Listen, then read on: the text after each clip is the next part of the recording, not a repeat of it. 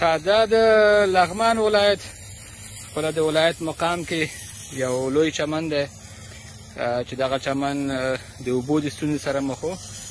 او دلته موږ ورته د پاپ اپ سپرینکلر اریګیشن سیستم ولګولو او تاسو یې دلته د اوبو دغه ترتیب ګورئ نو دغه فوارې پکې لګېدلې دي لکه دې ته پاپ اپ سپرینکلرز وایي ورزوی تاسو ته یې ښیو چې دا څنګه کار کوي څنګه چلیږي نو دا د اوبو د فشار په ذریعه باندې د ځمکې نه راوځي په همدې خاطر ورته پاپ اپ هم وایي نو ټوله پیپدواني هر څه د ځمکې لاندې شوې ده اوس خو دا نوي نن ولګول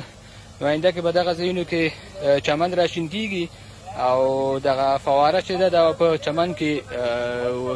ورکېږي لکه دا په چمن کې داخلیږي دغه پاپ اپ دی تر دې پورې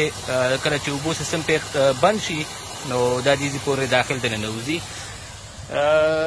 ته هغه وال خوشې کړه او دا بند کړه چې دا وګورو